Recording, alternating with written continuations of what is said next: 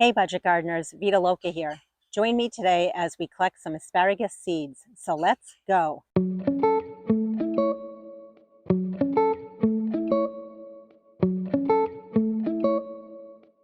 Asparagus is a vegetable, but it's also a perennial here where I live in New Hampshire Zone 5B. I have two varieties of asparagus. I don't know one of them, but the other one is Mary Washington. And for the Mary Washington asparagus, I know that I started those from seed a number of years ago. And the other variety, which I don't know the name, those I bought the crowns for. When it comes to growing asparagus, you can definitely buy the crowns. It is the quickest way to grow your plants. But another fun alternative, which I've really enjoyed, is growing asparagus from seed. You normally want to start your asparagus seeds during the winter months and give yourself plenty of time for those little seeds to germinate and to grow.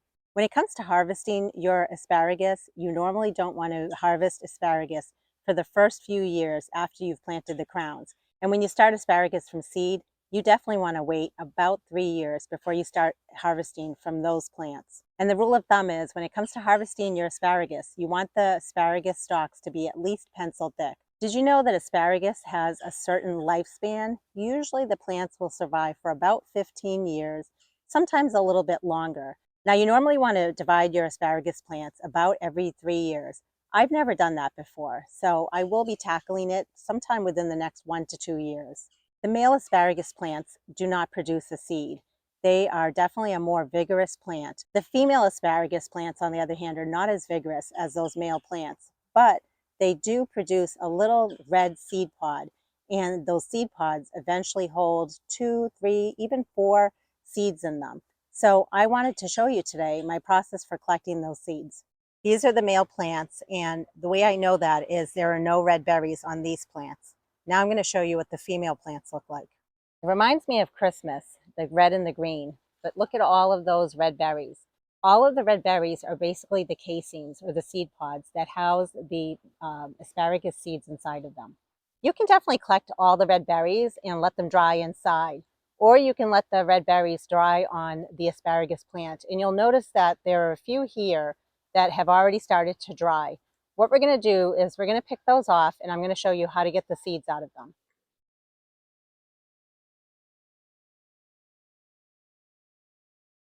You'll see that some seeds have already been released.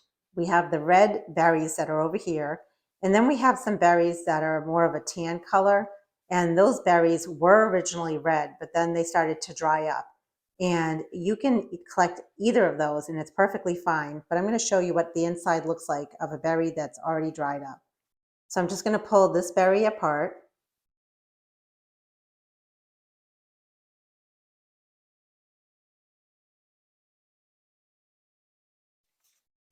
And it released one seed right there.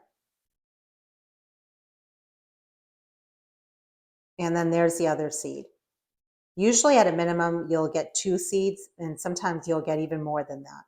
With these berries that are red, personally, I'm going to let them dry, but you could definitely open them up, and you might have some pulp left over that's wet from the berry. And in that case, you can do a couple of things. You can put all of this in a bowl with some water, and that will help separate the pulp from the seed. But it's my preference to actually just let the red seed pods dry off inside on this paper. And then after a few days, I can go ahead and I can easily remove the seeds from inside the seed pod. And here are the 2 seeds that just came out of the seed pod that was still very red. And you'll notice with this seed right here, it still has quite a bit of pulp on it. And just like any other seed, each seed here will produce a plant, which is pretty amazing. So you can really create a lot of asparagus plants from all of these seeds, which is really nice. So what I'm planning to do is let these red berries dry for about 1 week, and then I'll open them up, I'll remove the seeds from them, and then I'll let the seeds dry for another week. I want to make sure that my seeds are completely dry, and when they are, I can discard any of the berry or pulp material, and I can put the seeds in this small Ziploc bag. And notice I labeled asparagus and the year I collected the seeds, 2024. I do have a US dime here just so you can see the size of the berries as well as the asparagus seeds in comparison to this coin. What you're looking at now is a close-up shot at what the seeds as well as the berries look like. Even though I like to store my asparagus seeds in small little Ziploc bags, you can definitely store them in a paper bag or an envelope or even a glass jar. Just make sure that your seeds are completely dry. And just like any other seeds, the asparagus seeds lose their viability as each year passes. So after about the 3-year mark, I'm not sure how viable the seeds are. So you definitely want to use them pretty quickly after you collect them.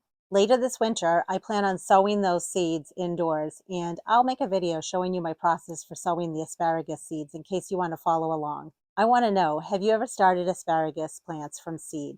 And if not, do you have asparagus plants? And were you wondering what those red berries were? Please drop a comment down in the comment section below. I'd love to know your experience with asparagus plants or asparagus seeds. I hope you've been able to get out in your gardens, and until the next video, make it a great day with gardening.